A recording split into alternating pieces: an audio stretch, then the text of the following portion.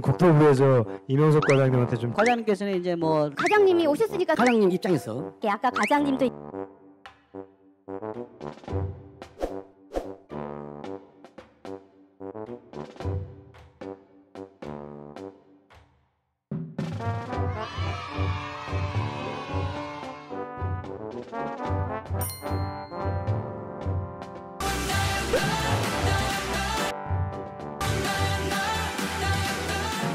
신도시에 집을 짓는 것은 필요합니다. 그런데 서울의 집값을 잡기 위해서 수도권에 집을 짓는 것은 아마 이해하기가 좀 어렵습니다.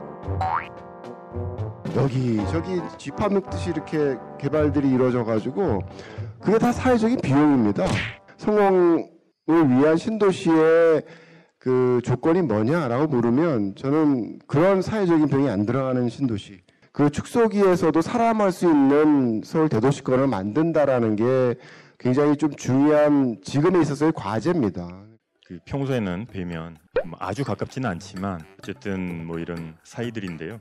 의견이 좀 다른 부분만 얘기를 드려보려고 합니다.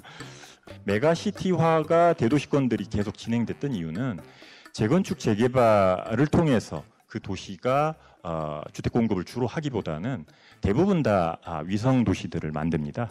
서구의 그 선진 도시들에서 대부분 다 메가시티화가 진행될 만큼 다 진행이 됩니다. 오히려 도시의 도심 내부가 굉장히 슬럼화되면서 도심 내부의 집가, 땅값이 굉장히 떨어집니다. 근데 묘하게도 그러면서 도시 재생이 다시 시작되거든요. 근데 그런 부분에 대한 얘기가 우리나라 학계나 연구자분들의 지적이 별로 없다는데 저는 많이 놀랐습니다. 예, 생각이 많이 틀리네요.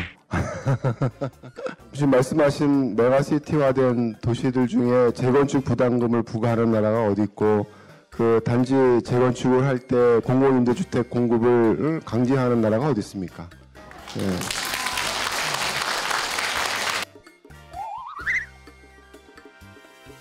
뭐 비슷한 생각이 상당히 많습니다. 기부 체납을 받고 또 뭐 그런 식으로 하고 있어서 사업성을 악화시키는 쪽으로 가는데 선진국들하고 정면으로 역행하는 게 아니냐. 음마 아파트나 뭐 잠실 5단지만 공급해도 한 10,000가구 이상은 추가 공급될 겁니다. 근데 아까도 보셨듯이 뭐 자꾸 짜잘한 데다가 30호, 60호 그런 거 타는 게 과연 그 중앙정부가 보고할 보고서에 그런 게 들어가는지도 사실 격이 좀 안 맞는다는 생각이 들어요.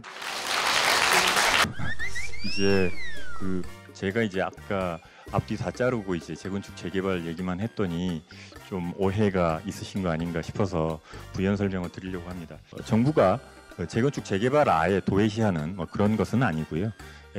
순증 효과가 생각하시는 것보다 그렇게 많지 않습니다.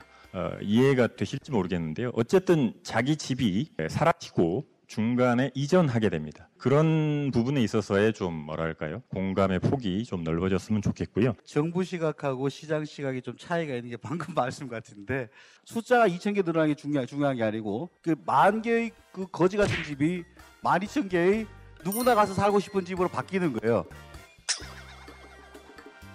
국토부도 이제 좀 의사결정 구조를 몇 명이서 지자체장하고 모여서 쑥쑥쑥 그게 아니고 주민들하고 같이 이제 좀 의사결정 만들어가는 시민 참여를 좀 확대할 필요가 있지 않느냐. 그래야죠. 그리고 당연히 그런 생각으로 저희들이 접근을 합니다. 그 입지들이 오픈이 됐을 때 시장에 상당한 부작용을 가져옵니다.